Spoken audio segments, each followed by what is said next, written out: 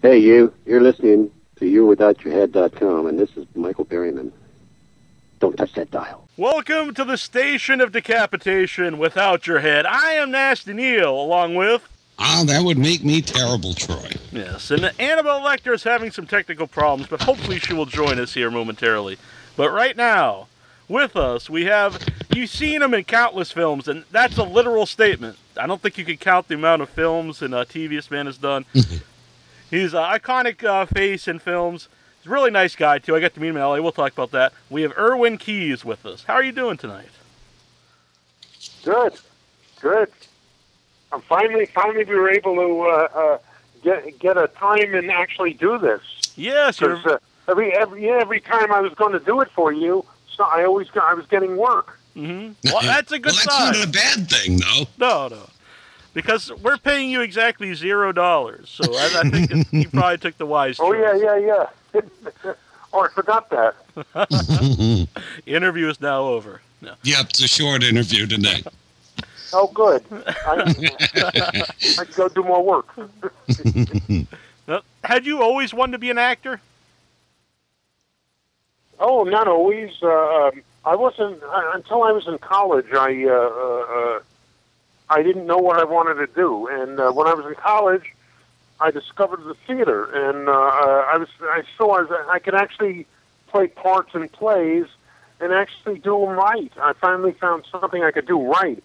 Everything else, before that, I was just screwing it all up, and I said, "Hey, let me see if I could continue this after college." And I went down to New York City, and I started doing more theater and plays there, and actually started getting acting work. And I haven't stopped ever since. Yeah. What kind of plays were you into at that time? Oh, I've been plays like One Flew Over the Cuckoo's Nest, Streetcar Named Desire. I did Room Service, which was a Marx Brothers movie. I did all kinds, drama, comedy. I played all kinds of character parts. Mm-hmm. Now, how did that transition from being in plays to what was like your first acting role in a film? Well, it's actually a whole different medium doing the theater. I've always had a good, strong theater voice, so I can do plays now because I could project my voice all the way to the back of a theater, which is a problem today for a lot of actors on television because most of them have never had that kind of training, and they can't project it any farther than a microphone, and they could never do theater. God, no. And actually, it's very hard to work with actors like that because half the time I can't hear what they're saying. Mm-hmm. They're like low, you talk about low talkers. They're like almost no talkers, and there's so many of them that do it. That do this kind of acting, and I personally don't like that kind of acting. Mm-hmm. Everyone does their own thing. Yeah, I was at. You've been making movies for so long. How would you say, like, over the decades, filming a movie has changed over time? Yeah, that's a good question. When I started working on film, they didn't have video playback, so basically you had to go. They usually had once a week. They had they showed what they call it. Clips of what they've been shooting. Like the dailies? That's not what it's called. The dailies? Oh, what is it? The dailies? Dailies, what? I think. Dailies? Dailies. There you go. Yeah, there you go. Very good. They had dailies. And, I mean, they usually have them not every day, but they had a thing called dailies. And a lot of actors didn't want to even go in and see the dailies because it would upset their performances. For me, it never bothered me either way. I don't care if I saw them or I didn't see them. But that was something. They never had video playback. And, I mean, I was doing movies in the 70s and 80s with no video playback. And I remember, you have to get it right. If you didn't get it right, they wouldn't know until after the dailies, and then it could cost a film company a lot of money to reshoot some of these scenes. Or I remember that was one of the things that was really different from today. Also, they shot on Panavision, which was a different kind of system altogether with film. They shot with film instead of on discs. And personally, I think the film was much better. I think it looked better on film. It shows people better. Mm-hmm. Let's see. The food was better back then too. That's always a big plus. Yep, absolutely. Okay. And there's all kinds of little things. It wasn't. People made a different kind of movie back then than they do today. Today, everything was like nickel and dime, and back then it was like they had unlimited money to make these things, and it was so much more fun when you didn't have to count the pennies. We talk about this a lot. A lot of times when you watch like movies from the 70s, 80s, it seems like there was more love put into them. Well, yeah, that's definitely true. There were studios, movie studios, and they were run by movie men, not by penny counters from Wall Street. And these movie men really cared about what they were making. Mm-hmm. And the acting was different too. I mean, movies were ensembles, and back then, a movie like Casablanca would be an ensemble where every character counted in the movie, and whether it was Humphrey Bogart or it was the little lady, the lady with the guitar singing La Marseillaise. Every part was important. And today, it's like all you see is like Tom Cruise in almost every shot, and anybody else who's in there, they try to almost eliminate him from his movies. And this is not just him, but I mean, this is the thinking today. Mm-hmm. And the result is the kind of movies they're making are, everything is really, really, really sucks. Yeah. Not ensemble. Yeah. You actually bringing that up, like ensemble cast, some of the like recent directors you have worked with, I think do that very well, like the Coen brothers, like every little part, no, I don't want to say little part, but every part in their movies are really interesting and stand out. And what was it like working with the Coen brothers? Well, the Coen brothers they were really oddballs. They weren't your typical Hollywood. Mm-hmm. And it would be one Coen brother would whisper in my ear one thing to do one thing, and the other one would see that, and he would come over and whisper in my ear to do something else. And I had to kind of put the two together and figure out what they wanted. Uh-huh. Because they were kind of like not jealous, but they were like with each other. You know what I mean? It was kind of their way. Mm-hmm. Like a friendly rivalry kind of thing. Yeah, they didn't want one didn't want the other to have too much control, because you know what I mean, because they split everything in half, and I thought that was kind of cute. Although when the Coen brothers film, they go there with a shooting script, and that is the only shots they shoot. They don't go and play unlimited film director. They didn't become the kinds of director that just keep shooting film shots over and over, this angle, that angle. They knew what they wanted before they started shooting the whole movie. Very similar, like to Alfred Hitchcock would do that. Mm-hmm. And he was very economical. That would be the term. And so were the Coen brothers, very economical. And I think that makes them better filmmakers. Mm-hmm. Do you like that kind of style when they really know what they're looking for? Oh yeah, absolutely. Because by that point they've already decided that you're in the part, and they know exactly what they want to shoot. That they need this shot, they need that shot, they need you here, they don't need you there, they don't need you doing that. They just they already know what they got to get. Mm-hmm. And if there's anything I hate, it's shooting the same scene over and over again. It's just because you can only use one take. And I mean, if you got it, you got it.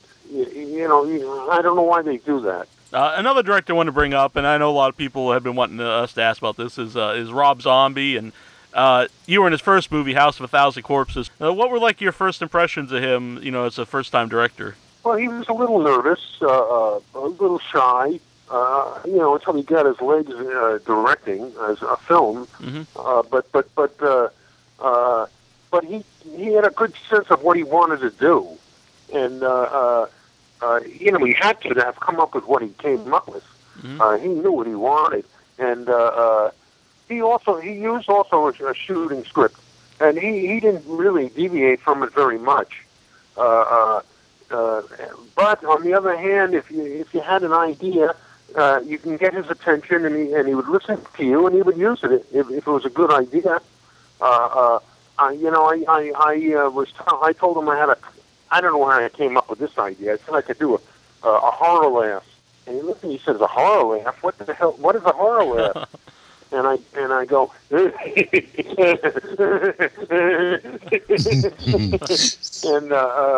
he just loved it. And if you listen real closely to the soundtrack, he used it throughout the whole movie. He was using a horror laugh in there. He would just throw it in. It was almost like part of the score. You would just use it throughout the movie. Yeah. I mean, you'd hear this kind of in certain little moments throughout the movie. You would hear kind of my horror laugh. Out of nowhere, there would be the horror laugh. And it just, if you got to listen real closely, but it's there. Yeah, that's pretty cool. He liked to use that, and believe me, when I went there, I had no idea what it was either, and I just kind of improvised it, and because my character didn't have any dialogue. It was a silent character, and I wanted to give my character some voice. I heard that Michael Pollard on the set had some problems with Rob Zombie. Do you remember that at all? It was during the opening scene. Well, yeah. I mean, in the that would be in the Spalding Museum there. I never actually heard that. I thought they got along pretty well. Although Michael Pollard is kind of a strange little cat anyway. He probably would, I don't know. He didn't have that big a part to begin with either. Yeah.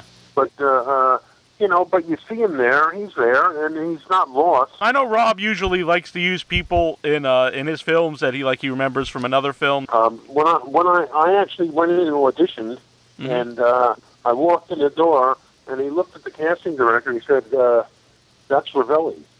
It was that quick. I got hired. That's Ravelli.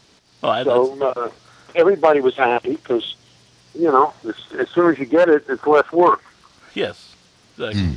Now, I read on IMDb, and I don't know, some people have problems with this. I know Sid Haig says he hates IMDb, but it said that you were considered for the role of Freddy Krueger in the original Nightmare on Elm Street. Is there any truth to that? I don't know where that came from. I never took it down, but someone put it up there, and it's a MacGuffin. It's not true. I never read for that. I would have turned down the part, but I never read for that. No. Yeah. I know a lot of people we have on, like I mentioned, Sid Haig. They're not fans of IMDb. There's a lot of stuff up there, and apparently it's really hard to get taken down. Yeah, I mean, people do that. I said, hey, it doesn't hurt me. It's something to talk about, right? Right. It got your attention. Right. Yes, it did. I know you're in the original Friday the 13th, and you worked with Sean Cunningham on some other films. What was your impressions of him? What was it like working with Sean Cunningham? Well, it was like I remember he called me the night before. He said, "I need to use you in a scene. It's not a big part. It's a tiny part. It's in a diner scene. And what are you doing tomorrow?" I said, "Nothing." He said, "Well, come on." So I went and did it for him. It was 1, 2, 3, and he never expected the movie to be as good as it turned out to be. He thought it would be. He was making movies for 42nd Street. They would be on double bills on 42nd Street before that. You understand what I mean? Yeah. They weren't big movies that he was making. They were tiny movies, and that was kind of his little niche. And then all of a sudden, it took him 3 years to sell the movie. And Paramount finally bought it, and they were probably more surprised than he was that it turned into what the icon that it has become. He was a very nice guy, Sean. He's here in California now. I haven't seen him in a long time, but he's okay. He was okay. Yeah. The thing I remember the most about Friday the 13th was I was like I called it. People looked at me and they thought that I was going to be this not Freddy Krueger, Jason. Mm-hmm. They thought that for a second they thought I was Jason because they never seen anyone like me before, and then it just turned out it just disappeared. I had nothing else to do in the movie. Mm-hmm. So people had this odd thing about who is this guy? Yeah. Well, what was that like for you though? You filmed that, and you said it took 3 years for it to for someone to buy it and put it out and stuff, and then it blows up into this huge movie that's iconic horror film. The only thing that changed for me is I saw a photo of me at horror shows right. from the movie, and every once in a while I see a different version, a different angle of my character. But I really didn't do very much in the movie, but I was there. Yeah. I mean, I was in the movie. I didn't do much, but I was there. Mm-hmm. And, you can't take that away from me. Yeah, that's awesome. It's just like, I was in the movie Zapped. You ever hear the movie Zapped? Yes. You were Too Mean Levine. That was the first movie I remember there you go. Yep. Yeah. I mean, I was there. That was my one thing, was playing the baseball pitcher, this stupid baseball pitcher. And, they can never take it away from me. There I was. Every time you see the movie, you'll see me. I'm right there. I always just remember the character's name in that one. Duckman on Facebook wants to know, what was it like playing Hugo on the Jeffersons, and do you still have any of the posters? Good question. The Jeffersons, I did 6 episodes of the Jeffersons, and it was my very first job when I came to California in 1983. I auditioned for this part, got hired. It was the #1 show in the country, the #1 show, and these people were funny people. These were actors. They came from New York, and they were all funny actors, and they could deliver lines, and they knew how to get a laugh and wait. And wait for the next line, and then get it again, and get it again. And there was no laugh track on that show because the audiences just loved them. That was a real audience there, and they were really laughing. I had never done a sitcom before that, and so it was a new lesson to me. For me, it's a new kind of acting. I always felt it was very similar to, it's something on its own. There's nothing quite like sitcom acting. But you have to know, you have to listen to the audience because they're laughing, and you got to wait till the laughter comes down before you deliver the next line, or it'll get lost. Is there any underrated roles that people don't really talk about as much as some of your other movies that you would like people to seek out? Oh yeah. It's like I did this movie Risk Cutters, which actually won the Sundance Film Festival, and it is on DVD. It's done well on DVD. It's been out there. Unfortunately, we haven't played it on television. I don't know why. It's kind of at the place between heaven and hell. Have you ever seen it? What is it? Risk Cutters? Risk Cutters, yeah. Yeah, I think I've never seen that. I think it might be on Netflix. Yeah, it's there. How long ago was that out? Well, anyway, you want to put it on the list because it's actually a very good movie. And when I got hired to play a bartender, and my character didn't have anything to say there, and I go to the set, and I started improvising, and I created this whole character, and none of it was written. It was all came from me, and I always thought that it was I did a good job because I thought it came out really good, and the same thing happened. There was another part I played. What was that horror film called? It was a horror film I did. El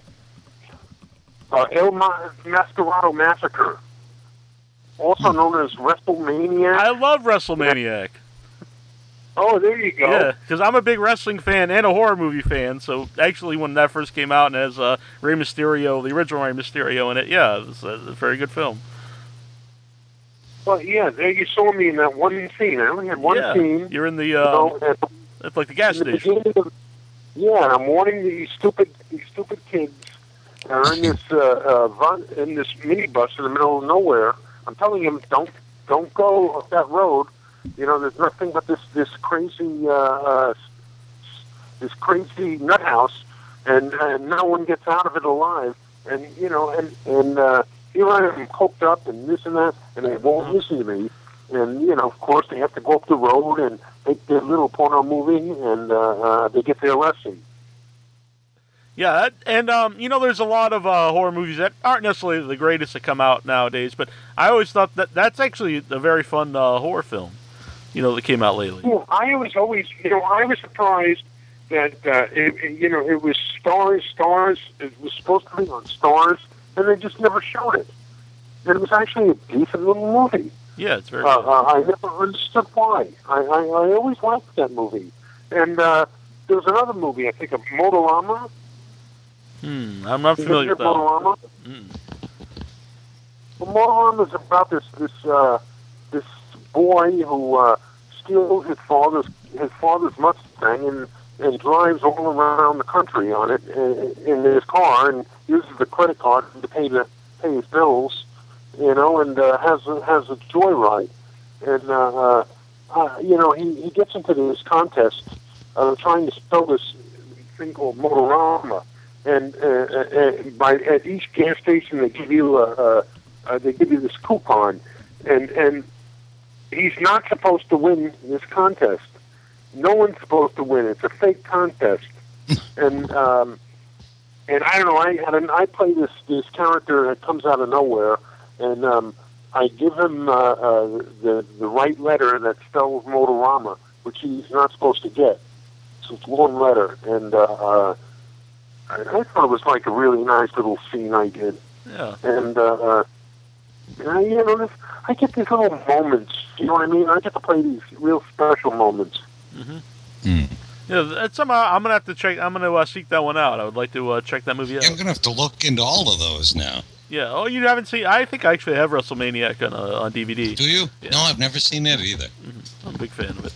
Ah, there you go. You see, I have a bunch of those B movies that just didn't get a good one. And I mean, there are great actors in it. Dick Miller, I remember, was in it, and some other actors. They were good actors in that Motorama. And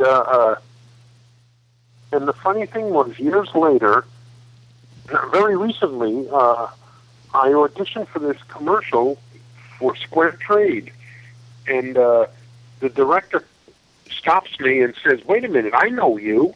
You were in my favorite movie as a kid." And I said, "What movie?" And he said, "Motorama." And I said, "Oh yeah, that's right." And the guy just loved me, and of course I got the part in the commercial, which is now playing all over the country. This commercial for Square Trade, which is a cell phone and electronic insurance company. That's really cool. It's a Moses commercial. Moses with the tablets. Yes. You don't play Moses, though. Keep your eye out for it. It should be playing everywhere soon. Yeah. So I want to ask you, what was it like sitting on the lap of Rod Steiger in a movie? Yeah, there's another movie that doesn't. When we did it, it didn't get played, and suddenly now, 15 years later, it suddenly found it has an audience out there of people who actually like the movie. it's a decent little movie. It's about this guy who owns a meatpacking plant who kills all the people, all the bad people that the state turns out of prison. All the murderers that the state turns out of prison. Mm-hmm. He's like on his own little vendetta there, and I played his son in the movie, and it was and Isaac Hayes was the other character that I played with in the movie. Wow. And the three of us, we really hit it, and we had a lot of fun working on that movie. Also here on Facebook, they want to know, how did you enjoy being involved in Black Dynamite? I got to tell you, Black Dynamite, it was just, I get there at 6 o'clock, and they hand me a gun. They tell me, look like a gangster. Okay, I'm wearing gangster clothes.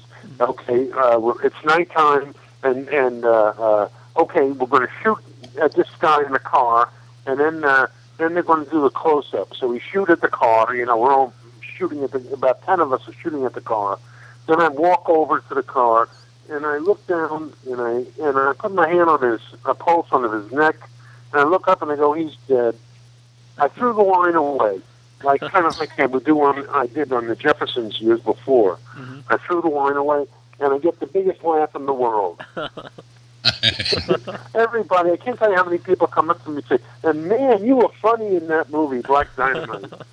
It was just a tiny little scene, but it stands out. Yeah, you always remember those things. That's another movie. I am a big fan of Black Dynamite. Black Dynamite! It's a good movie. Black Dynamite, you got it.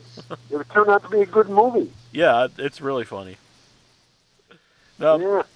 Now, I know you were just at the San Diego Comic-Con, and I met you for the first time at Days of the Dead in Los Angeles. And do you enjoy doing the conventions? I actually, I really like the horror conventions best of all. Mm-hmm. Because, I really relate to the people at the horror conventions. Comic-Con is just insane. It was, I only went this year for two days. But we actually started there from House of a Thousand Corpses. That was the very first convention we did. And that's kind of where we first got our feet, even before the movie came out. Everybody wanted to know everything about the movie. Because there was a 3-year gap between when we made the movie and when the movie was finally released.